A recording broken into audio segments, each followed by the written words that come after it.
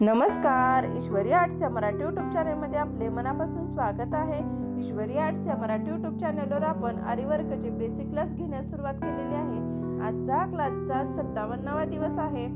अशा प्रकारे आपण मण्यांचे वर्क कसे करायचे हे पाहत आहोत। इथे आपण वेगवेगळ्या आकाराचे मणी कसे स्टिच करायचे हे पाहिलेले आहे। कोणत्या आकाराच्या मणाला कोणते नाव आहे याची सुद्धा माहिती पाहिलेली आहे। इथे आपण अशा आकार काढून मणी कसे स्टिच करायचे, चौकोन त्रिकोणामध्ये कॉर्नर कसे घ्यायचे याची सुद्धा सविस्तर माहिती आपण पाहिलेली आहे। इथे साध्या मशीनच्या धाग्याने चेन स्टिच कशी घालायची, मण्यांचे वर्क कसे करायचे हे सुद्धा आपण पाहिलेले आहे। तुम्ही जर अशा प्रकारे आकारांच्या मण्यांचे स्टिच करण्याचा सराव करत असाल तर साधा मशीनचा धागा वापरला तरी चालेल। हे पाहिजे आपण ब्लाउजच्या बाहीवरच्या डिझाईन पाहिलेल्या आहेत। सिंगल लाईनने आपण डिझाईन बनवलेले आहेत। तुम्ही ब्लाउजच्या बाहीचा आकार काढून अशा प्रकारे डिझाईन बनवू शकता। इथे आपण 6 पॅच पाहिलेले आहेत। त्यामध्ये आपण 3 असे कुंदन वापरून पॅच तयार केलेले आहेत। त्यानंतर 3 असे मोती आणि मण्यांचे पॅच तयार केलेले आहे। याचा तुम्ही सर्वांचा भरपूर सराव करून घ्यायचा आहे। काही अडचण असतील तर तुम्ही मला विचारू शकता। या ब्लाउजच्या बाहीचं आपण बेसिक पाहत आहोत। ब्लाउजची बाही, गळा याचा सर्वचा बेसिक आपण पाहिलेले आहे। गोलाकार, चौकोन हे पाहिलेले आहेत। चौकोनामध्ये कॉर्नर कसे घ्यायचे हे पाहिलेले आहेत। आज आपण ब्लाउजचा जो आपला पुढचा गळा असतो तो पाहणार आहोत। इथे आपण अर्धाच गळा डिझाईन करत असतो। अर्धा गळा हा आपला पदरामध्ये झाकून जात असतो, त्यामुळे आपण अर्ध्याच गळ्यावर डिझाईन करत असतो।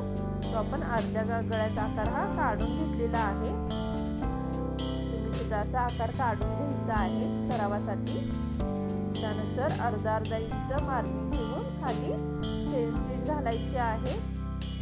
मी वर्क करत असताना काही तुम्हाला टिप्स सांगत असते, त्या तुम्ही वर्क करताना फॉलो करा। हे पहा, नेहमीप्रमाणेच मागच्या बाजूला एक सिंगल टाका घालून घ्यायचा आहे। त्यानंतर पुढच्या दिशेने चेन स्टिच घालायचे आहे। इथे आपण 423 नंबरचा जरी थ्रेड वापरलेला आहे।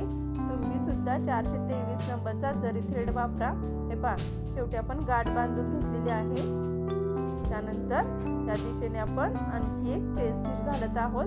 इथे सुद्धा मागे एक चेन स्टिच घालून घेतलेली होती। शेवटी आता गाठ बांधणार आहोत। आता आपण तिसरी लाईन करत आहोत चेन स्टिचची। इथे सुद्धा मागच्या बाजूला एक चेन स्टिच घातलेली आहे। त्यानंतर पुढच्या बाजूने आपण वर्क करत आहोत।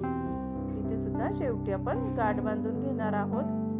यामध्ये जर काही तुम्हाला अडचण असतील तर तुम्ही मला कमेंट बॉक्समध्ये विचारू शकता। हे पहा, आपण ब्लाउजचा पुढचा गळा कसा तयार करायचा हे पाहिलेला आहे। इथे सुरुवातीला फक्त आपण आकार पाहत आहोत। पुढील व्हिडिओमध्ये मी तुम्हाला वर्क सांगणार आहे कसे करायचे डिझाईन। व्हिडिओ आवडल्यास लाईक करा, चॅनलवर नवीन असाल तर सबस्क्राईब करा, बेल आयकॉन प्रेस करायला विसरू नका।